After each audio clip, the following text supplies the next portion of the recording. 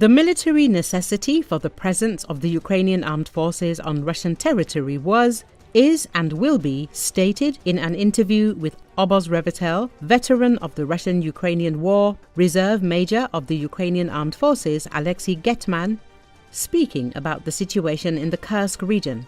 Firstly, one of the goals is to create a buffer zone. Secondly, it is an attempt to tie down relatively large forces of Russian forces in this region. The thing is that we do not need to maintain a positional defense there, that is, build fortifications and be there on the first, second, third line, like, for example, at Pokrovsk.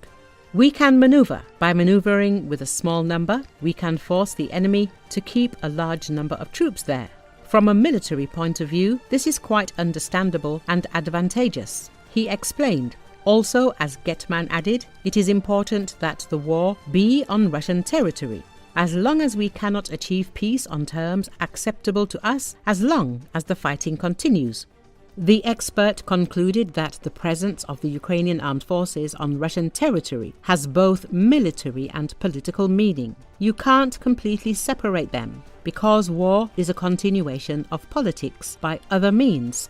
If a certain military operation has political expediency, this does not mean that it does not also have military expediency, he said. Recall that it was previously reported that, despite Russia's statements, the Ukrainian armed forces remain in the Kursk and Belgorod regions.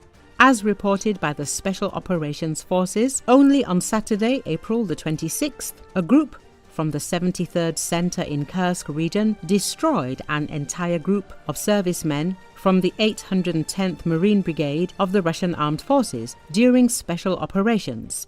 As a result, the SOF operators also forced 2 enemy soldiers to surrender. The SOF soldiers evacuated one prisoner of war to a safe place on a stretcher, while the other hobbled along on his own, the report says. The information was confirmed by Ukrainian President Volodymyr Zelensky on April the 27th. Our military continues active defensive actions in certain areas of the Kursk and Belgorod regions. Earlier that day, Putin announced the complete liberation of the Kursk region from the Ukrainian Armed Forces.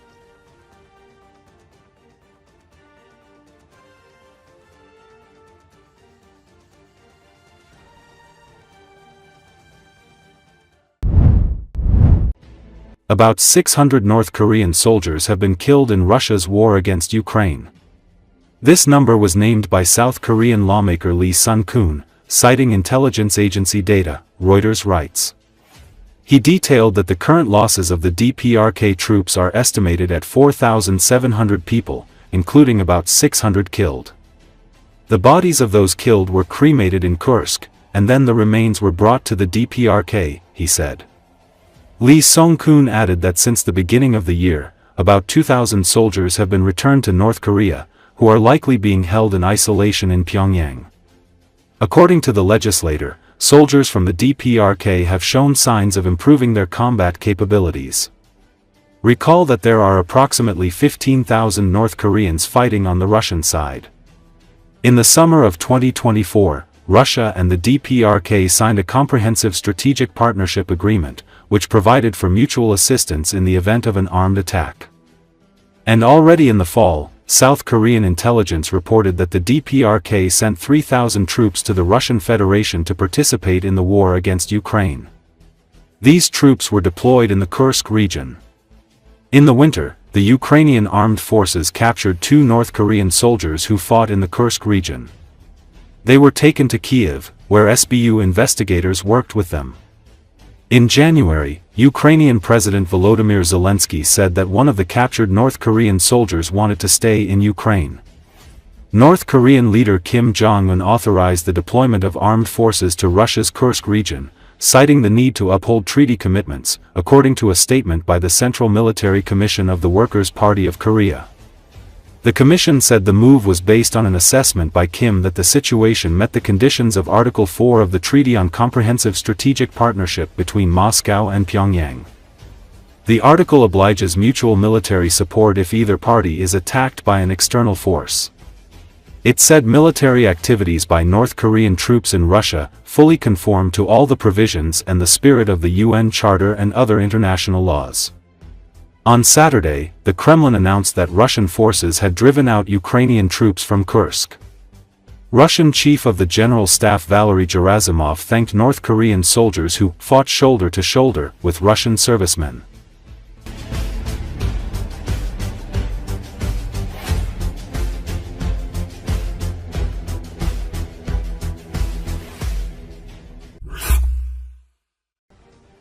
In the Belgorod region of Russia, the combat operation of the Ukrainian military has been going on for more than a month.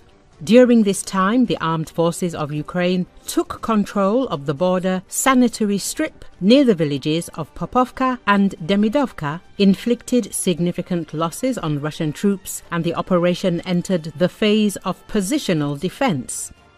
The combat operations are being carried out by the 225th Assault Regiment of the Ukrainian Armed Forces together with attached units, including the 33rd Assault Regiment, formed by the Rifle Battalion of the Air Force and the 414th Tahi Madyara Brigade. Journalist Yuri Butasov reported on his Telegram channel.